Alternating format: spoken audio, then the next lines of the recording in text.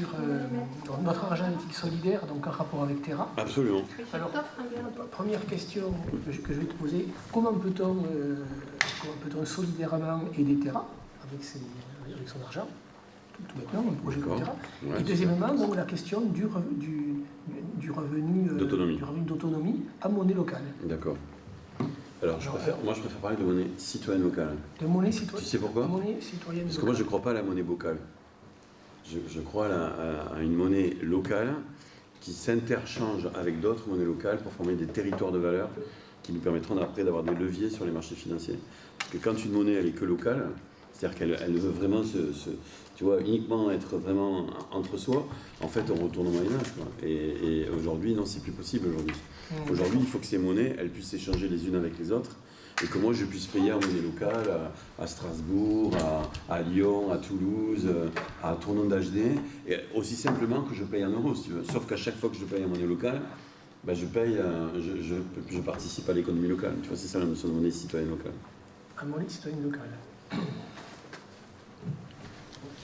Merci okay. pour le... Bon, alors attends.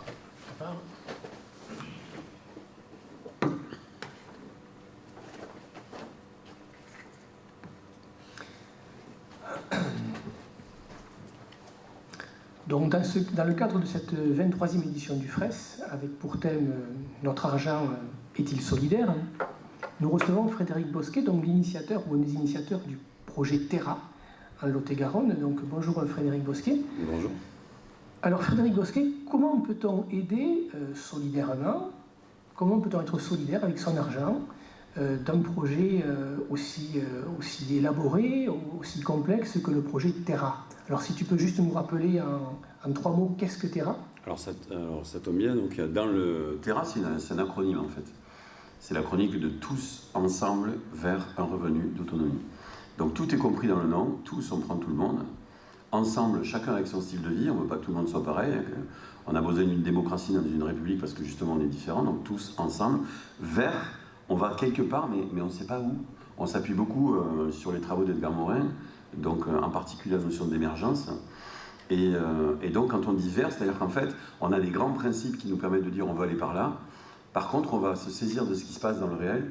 Et ensuite, on va prendre ce qui va dans la meilleure direction pour nous. Mais on ne va pas imposer quelque chose avant que les choses ne se passent. On fait avec ce qui émerge, et à partir de là, on construit le futur. Donc souvent, ça rend les gens un petit peu instables, parce qu'ils disent « Mais Verne, alors vous ne savez pas où vous allez ?» Ben non, justement, si on savait où on allait, on serait dans le passé. Si on veut aller dans le futur, c'est pour faire des innovations de rupture, et amener quelque chose qui n'existe pas encore. Donc on essaye de ne pas plaquer, en fait, notre passé sur le futur. Donc tous, ensemble, vers un revenu. Un revenu, c'est quelque chose qui revient, c'est pas une allocation, c'est vraiment, quand on dit revenu, c'est-à-dire que quelque chose est parti, et ce qui est parti, c'est une production relocalisée, durable, vitale aux habitants d'un territoire de vie d'une 30aine de kilomètres autour de Tournon d'Agenais. Okay, et ensuite, un revenu d'autonomie. Pourquoi d'autonomie?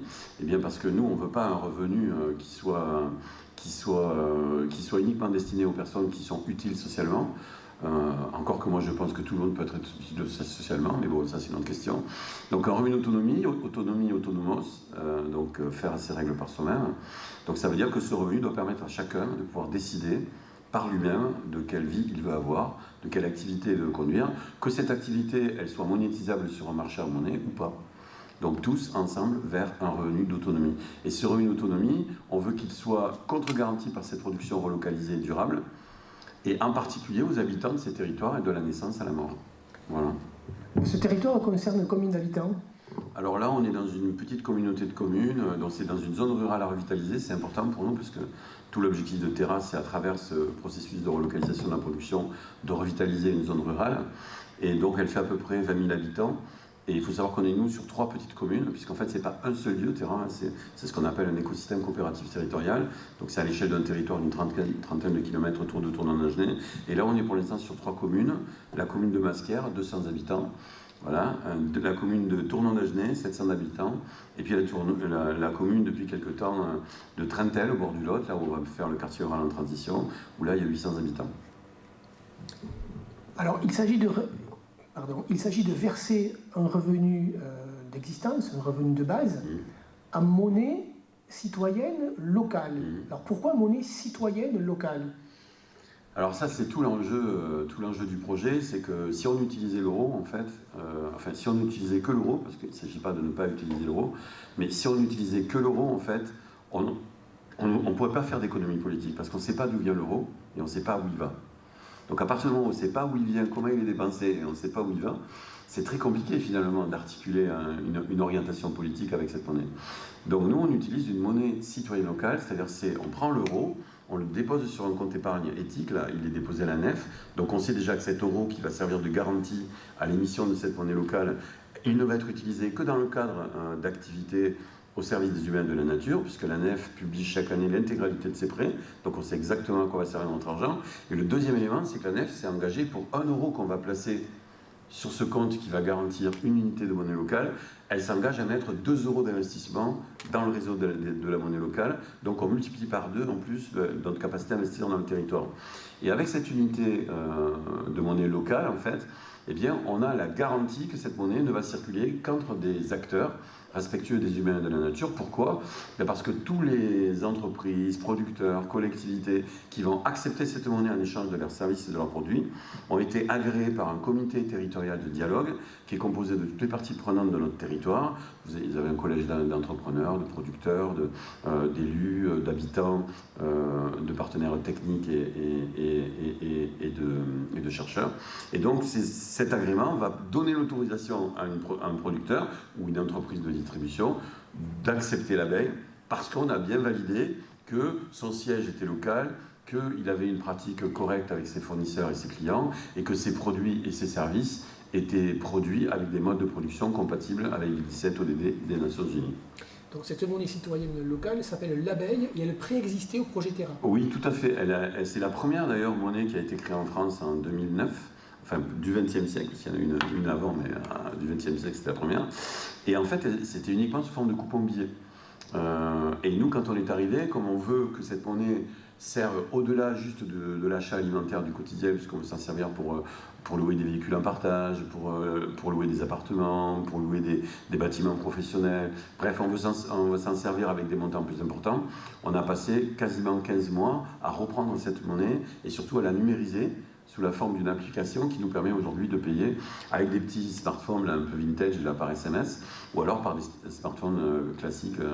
Et donc ça nous a permis de passer de quelques dizaines de milliers d'euros de monnaie en circulation à aujourd'hui plus de 110 000 avec des flux relocalisés durables d'environ 260 000 euros, ce qui veut dire qu'avec une unité de monnaie locale, on génère 3 fois plus d'échanges relocalisés durables que l'euro. L'euro aujourd'hui, quand il y a 1 euro en circulation en Europe, sa vitesse de circulation, c'est-à-dire le nombre de fois qu'il est échangé par an, c'est 0,7. Je ne sais pas si vous imaginez, c'est absolument fou.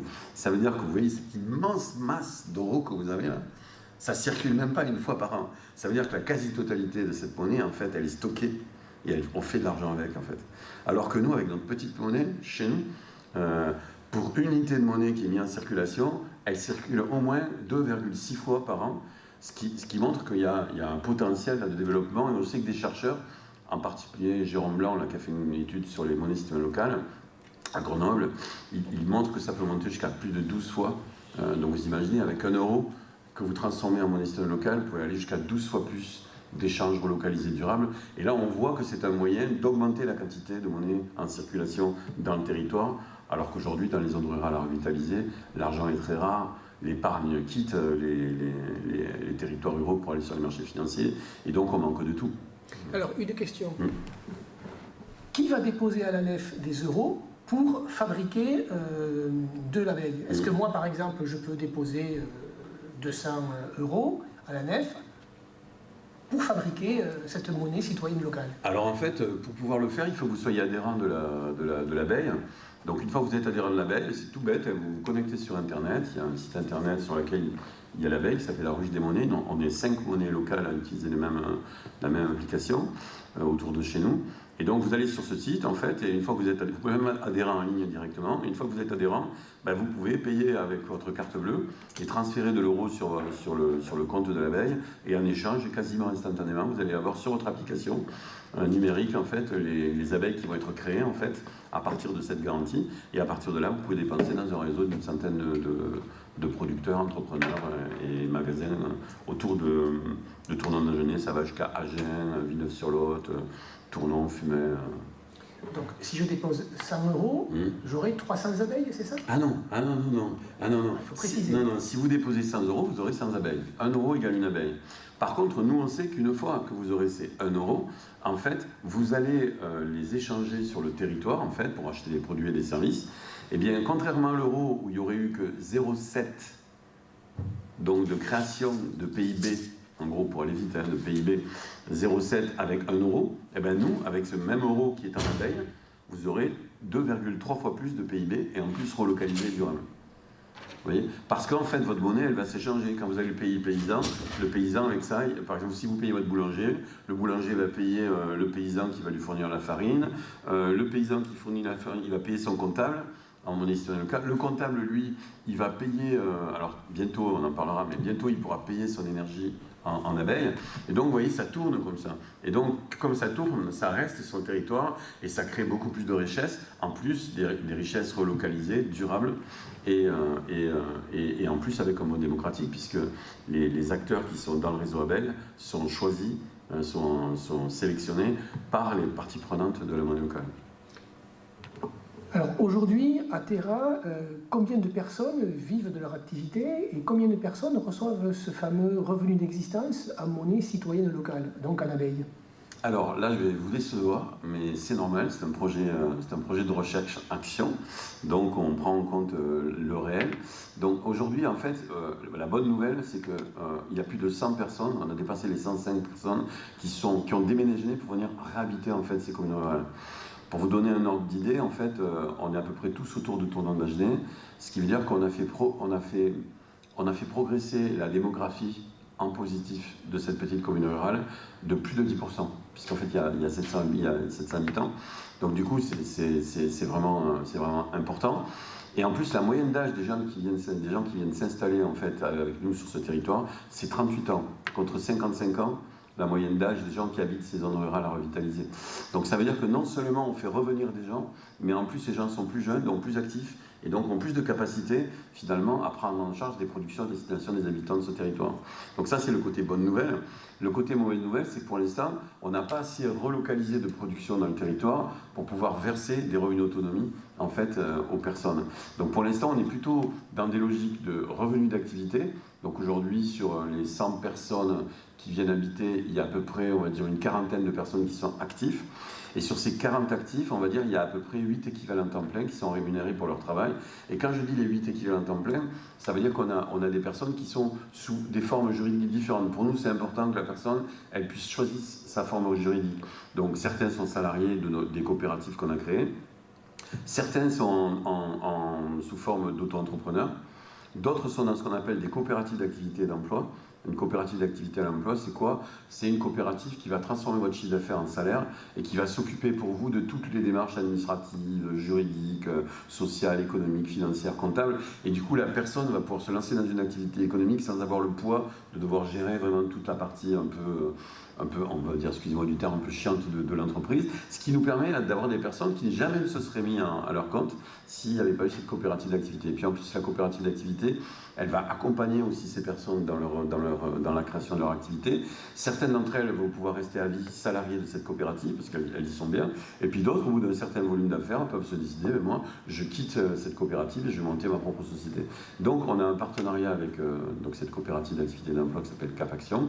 Donc on a des salariés, des auto-entrepreneurs, des personnes qui sont dans des coopératives d'activité. Et comme ça permet à tout le monde de trouver sa juste place au sein de la structure. Je crois qu'on a fait le tour là. Et vous me demandiez au début, peut-être on peut terminer là-dessus, comment on peut aider? Parce qu'au départ c'était ta question, comment on peut faire de son argent solidaire?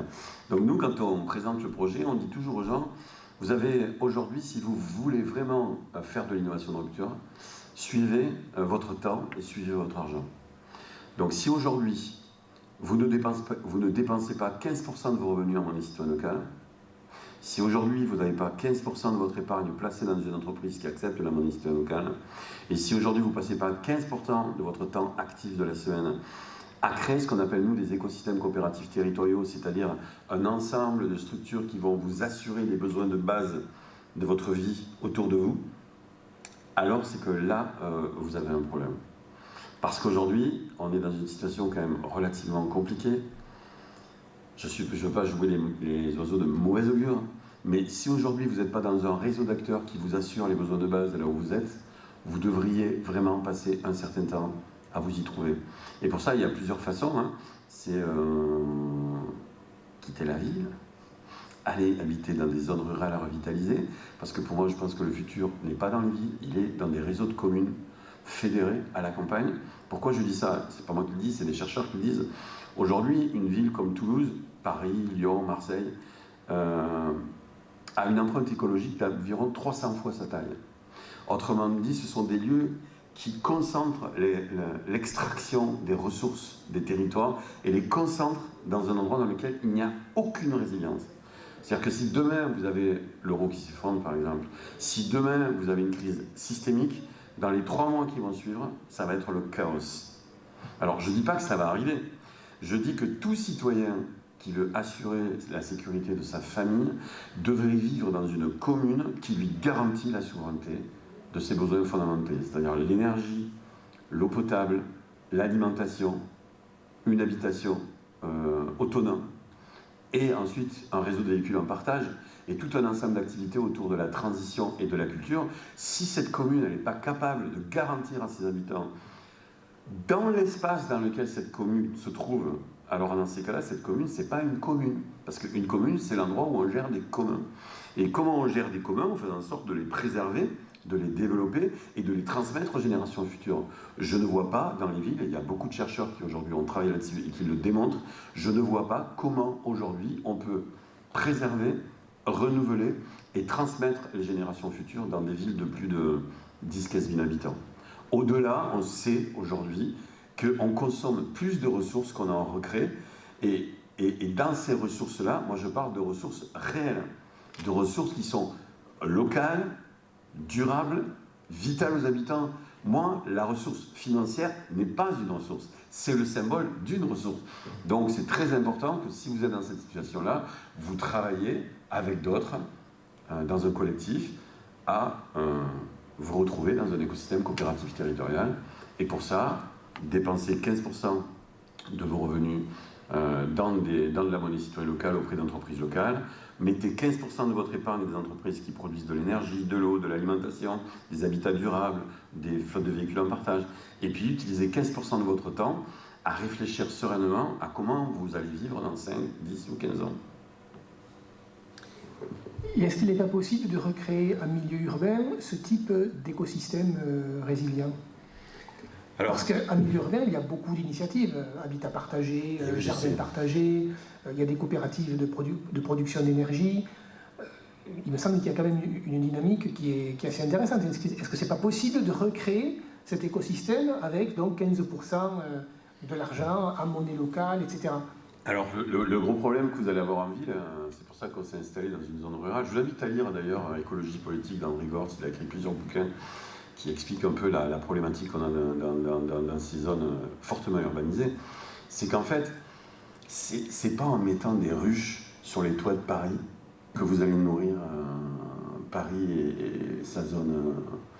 À une époque, il y a très longtemps, je parle avant le XXe siècle, Paris était une ville plus petite, mais elle était une grosse ville, mais elle avait tout autour ce qu'on appelle une ceinture verte qui lui permettait finalement de se nourrir à partir de la production qu'il y avait de maraîchers. D'ailleurs, ceux qui ont inventé plein de techniques qui permettaient d'augmenter la production locale de cette nourriture pour les Parisiens. Mais par contre, aujourd'hui, il n'est pas possible aujourd'hui sur des communes aussi grandes de produire une alimentation saine, j'entends bien, sur la surface qu'elle occupe. Parce qu'il est possible, bien sûr, qu'autour, on puisse alimenter. Mais si autour on alimente ces grandes villes, en fait, ça veut dire qu'on ne peut pas créer de réseau de petites communes fédérées autour, parce qu'en fait, il n'y aura plus d'espace suffisant. C'est le gros problème qu'on a aujourd'hui. La plupart des zones rurales se vident de leurs habitants les plus actifs et les plus jeunes, qui vont s'entasser dans les grandes villes. Du coup, ça pose un gros problème, puis ces gens qui arrivent vont faire monter finalement le prix au mètre carré des centres-villes. Du coup, ça va éloigner les classes moyennes des centres-villes qui se retrouvent à l'écart, donc dans les banlieues de ces grandes villes. Et qu'est-ce qui se passe là quand les classes moyennes sont éjectées des centres-villes pour aller vers les banlieues? Les pauvres qui habitaient ces banlieues se retrouvent éjectés à la campagne. Et donc aujourd'hui, il y a un processus d'extraction des ressources vives des territoires ruraux au profit des activités quasiment que de services des villes, puisque les villes elles produisent quasiment rien qui ne soit vital réellement à leurs habitants, à part les structures de santé par exemple, ou les hôpitaux, etc. Mais sinon il y a très très peu d'activités dans une grande ville. Pour vous donner un ordre d'idée, pour que vous compreniez l'endroit où on est. Aujourd'hui, dans le monde, chaque mois, il y a une ville comme New York qui émerge. Je ne sais pas si vous vous rendez compte en fait, ce que ça veut dire. Quand une ville comme New York, qui va donc avoir une empreinte écologique de 300 fois sa taille, quand vous imaginez que tous les mois dans le monde, il y a ça qui est en train d'émerger, avec toutes les contraintes qu'on a aujourd'hui, absolument énormes de ressources et de disponibilité, ça veut dire qu'aujourd'hui, on fait plus de ce qu'on fait déjà, et on va vraiment, enfin moi je pense qu'on va vers le mur. Et je pense que dans quelques années, il vaudra mieux être installé dans un réseau d'acteurs coopératifs à la campagne que dans nos villes. Pour nous, la ville, c'est la préhistoire. La ville, elle est née en fait avec l'industrialisation en fait. Sauf que c'était pas prévu pour autant en fait. Aujourd'hui, en fait, il faudrait vraiment que les gens prennent conscience que ils ont besoin, c'est vital pour eux aujourd'hui. Mais comme je dis souvent, on va pas les obliger. Encore, par exemple, nous on dit il faudrait diminuer par 2 la taille des grandes villes. C'est tout à fait possible. Déjà, diminuer par 2 la taille des grandes villes, et que tous... En fait, on ne dit même pas quittez la ville et soyez forcés de la quitter. On dit laissez partir ceux qui veulent partir. Parce que nous, par exemple, on est plus de 100 là aujourd'hui. Mais si on avait dit oui à tous les gens qui veulent venir, on serait 400 ou 300. Il y a des millions de gens qui veulent quitter les grandes villes. Il y a encore une étude qui a été faite par une institut, on ne peut pas dire altermondialiste, c'est l'Agence nationale de la consommation, qui dit qu'un Français sur 2 veut quitter les grandes villes. Et quand on pose la question aux gens des banlieues des grandes villes, c'est 75%. Mais pourquoi ils veulent les quitter? Parce que c'est plus possible. Et ils aimeraient bien venir habiter à la campagne ou dans des villes plus petites. Mais pour ça, il faut y recréer des activités de production, il faut y recréer des activités de distribution, il faut faire en sorte que ces gens ils puissent aussi avoir des revenus, donc ça veut dire qu'il y ait des activités économiquement viables. Mais aussi, il faut que ces gens ils trouvent des activités culturelles, parce que s'il n'y a pas d'activité culturelle dans ces campagnes, ça ne marchera pas. Donc tous ces investissements-là qui sont nécessaires, je vous rappelle qu'une commune sur 3 en France est en train de mourir. C'est énorme, hein, sur 36 000 communes, ça veut dire qu'il y a plus de 13 000 communes aujourd'hui qui sont en train de mourir. Ces communes qui sont en train de mourir pourraient tout à fait accueillir ces gens des grandes villes qui veulent partir. Mais pourquoi ils ne se rencontrent pas tous les deux? Ils ne se rencontrent pas parce qu'il nous faudrait des capitaux passés en intérêt modéré. C'est-à-dire pour financer la transition des citoyens dans les communes et pour financer l'accompagnement de ces communes à accueillir ces citoyens, il va nous falloir du temps pour reconstruire tout ce qui a été détruit par l'industrialisation et la sururbanisation. Et donc, on a besoin de capitaux passants à intérêt modéré. C'est quoi les capitaux passés à intérêt modéré?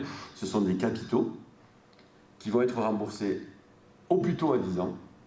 Pourquoi? Parce que pendant toutes ces années-là, on va avoir besoin de la capacité d'autofinancement des entreprises pour financer des activités qui ne sont pas monétisées par le marché ni par l'État, donc des activités sociales pour recréer des liens sociaux entre les acteurs de ces communes, mais aussi des activités écologiquement rentables, c'est-à-dire qui vont produire de la valeur écologique et de la durabilité. Et pour ça, nous, on a fait des calculs, on travaille avec un conseil scientifique, d'ailleurs on est parrainé par Edgar Morin, et avec ce conseil scientifique, on sait aujourd'hui qu'il nous faudra à peu près entre 10 et 15 ans pour arriver à revitaliser une commune, c'est-à-dire toutes les activités nécessaires à l'accueil en fait, de ses habitants. Pour ça, on lève des fonds. Alors, vous me disiez comment vous pouvez nous aider. Eh bien, on lève des capitaux passés à intérêt modéré. Là, on vient de lever 2 millions d'euros pour lancer le quartier rural de Lustrac avec son centre de formation. Donc, vous voyez, c'est quand même des sommes, c'est pas 10 ou 20 000 euros, hein, c'est 2 millions d'euros. Il y a plus de 300 personnes qui ont participé. En fait, on a levé c'est quasiment 840 000 € en 5 semaines, grâce aux citoyens investisseurs.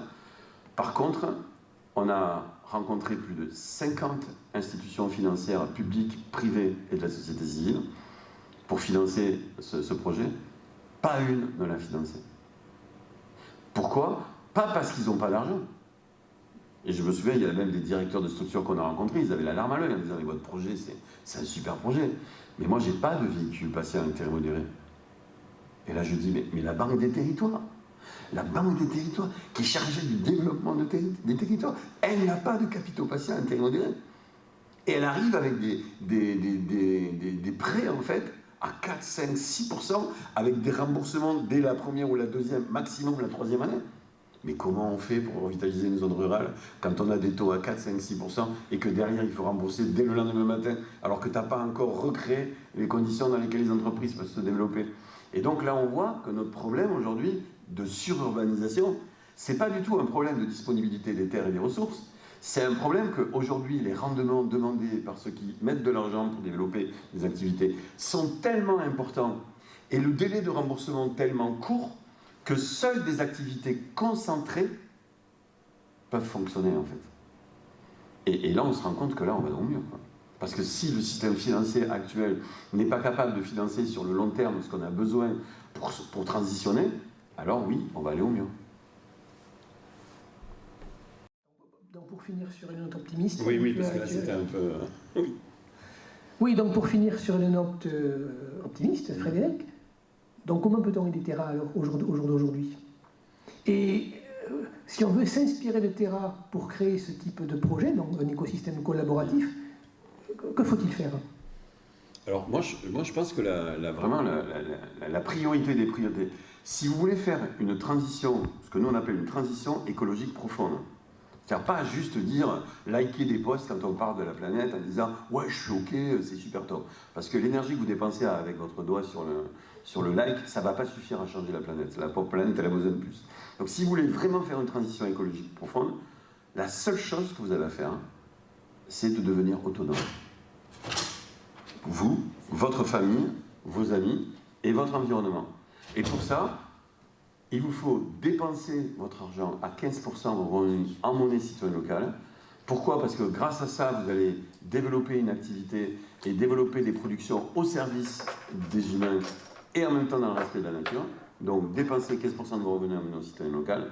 Deuxièmement, investissez 15% de votre épargne, pas tout, mais au moins 15%, dans des productions locales, de production vitale à votre vie et à ceux de vos voisins. Donc, ces productions vitales, c'est quoi? Une alimentation saine, de l'énergie renouvelable, de l'eau potable, des bâtiments à usage d'habitation professionnelle autonomes en matière d'énergie et de chaleur, et ensuite dans des flottes de véhicules en partage, de préférence avec de l'énergie renouvelable, parce qu'en cas de crack et de stress pétrolier, vous serez bien heureux de pouvoir changer votre bagnole autrement qu'à la station d'essence du coin.